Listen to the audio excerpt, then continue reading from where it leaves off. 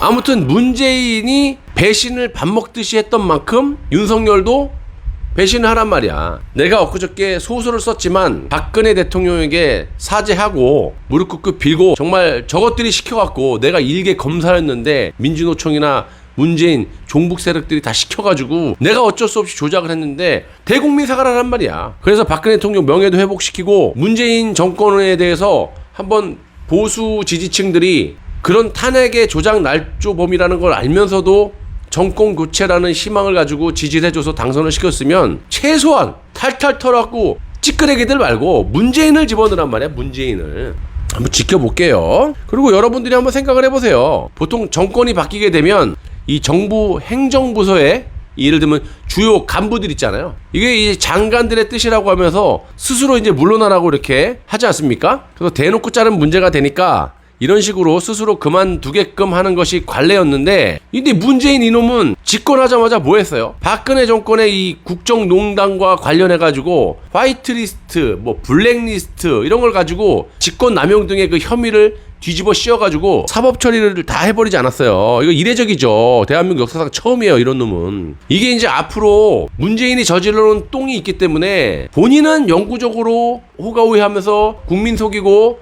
윤석열 꼬드겨갖고 직간에는 그냥 여기저기 그냥 자기 식구들이라 생각하고 하지만 이 권력이라는 게 그렇지 않거든요. 잡아보면 이재명만 그러겠어요? 그래서 문재인이 이재명 못 믿어갖고 지금 이렇게 된 건데 윤석열은 안 그러겠냐고. 어차피 잘못된 거는 다 만천하가 어느 정도 알고 있는 거고 언제 변심을 해갖고 본인이 탄핵당할 수도 있는데 그럼 어떤 길을 선택해야지 옳은 거냐고. 가능성도 없지만 야 이건 말이 안 된다. 맞다. 그렇게 되면 국민의힘당의 주축 세력이 이제 김무성이나 뭐 유승민, 하태경, 정진석, 뭐 권선동 이런 것들이 윤석열을 그냥 두겠냐고. 아니면 윤석열이 지금 국민의힘에 있는 이 탄핵 세력들 김무성부터 이 하태경까지 한 절반 이상을 싹 다 감옥에 보내버려야 되는데, 그리고 박근혜 대통령에게 석고대지하고 전 국민에게 탄핵 정국 때 있었던 내가 조작을 할 수밖에 없었던 문재인이 시켰다. 민주당 저놈들이 시켰다. 투기자본 감시센터 저 민주노총 애들이 종북 세력들이 그래서 어쩔 수 없이 했다. 이렇게 한다고 하더라도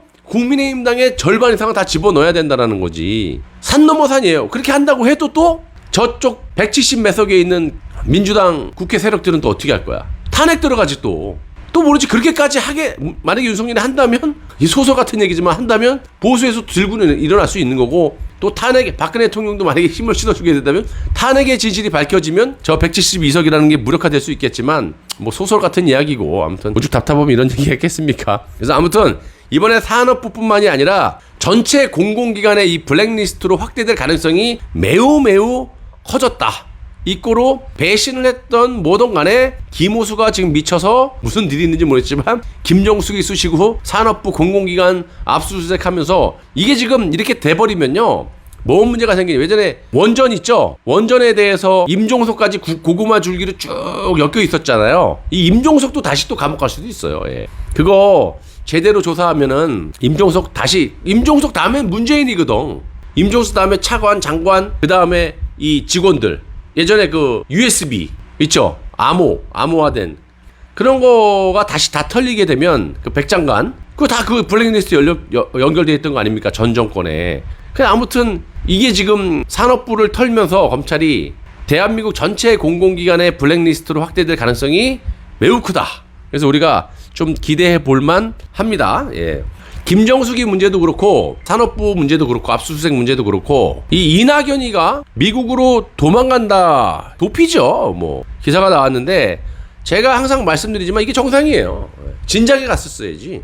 그러니까 이게 쇼가 아니길 제가 바란다라는 거죠. 정상적이라면 진작에 임종석 동무도 도망가야 되고 해외로 양정철이는 진작에 가야 되는 거고 이렇게 이낙연처럼 진작에 도피를 해야 되는데 그러지 않았다라는 거지. 진짜 불과 대선이 100일 남겨놓고 이것들이 그냥 문재인 찬양을 하고 있고 더블 스코어로 윤석열이 이기고 있는데도 겁도 안 먹고 말이야. 이러고 있는 걸 봤을 때 이거 비정상이다. 근데 지금은 두 가지로 내가 판단할 수밖에 없는 게, 한 가지 우리가 진짜 고무적으로 생각해 봤을 때는 정상적으로 돌아가는 거다. 검찰이 조사를 문재인 모가지에다 제대로 겨냥을 해서 파헤치는 거다. 또 한 가지는 정말 의심은 안 할 수밖에 없는 게 어저께 윤석열과 문재인이 2시간 넘게 아무런 어떤 결과물도 없이 술 먹은 거 아닙니까? 자, 그러면 뭘 의심해 볼 수밖에 없느냐? 갑자기 이런 게 막 터져.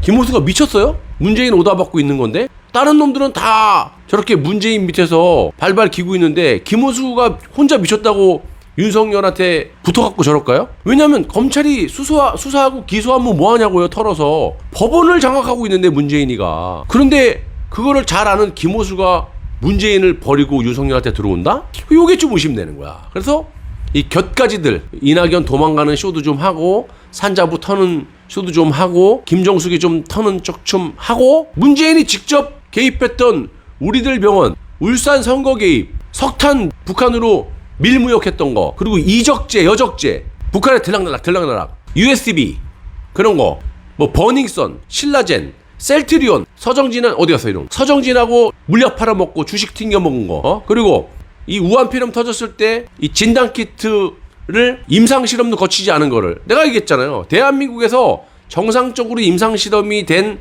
진단 키트가 하루에 200개도 안 나와요. 160 몇 개밖에 생산이 안 되는데 쇼를 하려고 갑자기 이거를 FDA 식약청도 아니고 대한민국 식약청에다가 임시 사용 승인을 내갖고 하루에 막 3,000개씩 찍어내지 않았어요. 그래놓고 K방역인이 이지랄하면서 그때 미국이 막 창궐했을 때 트럼프한테 진단키트 뭐 60만 개가 수출한다고. 근데 그것도 뻥이라 했잖아요. 아까 링크 걸어드렸죠. 한번 봐보세요. 커뮤니티에. 강경화하고 그거 선거 개입한 거 아닙니까? 어디 외교부가 진단키트를 어떻게 팝니까? 수출을 어떻게 해요?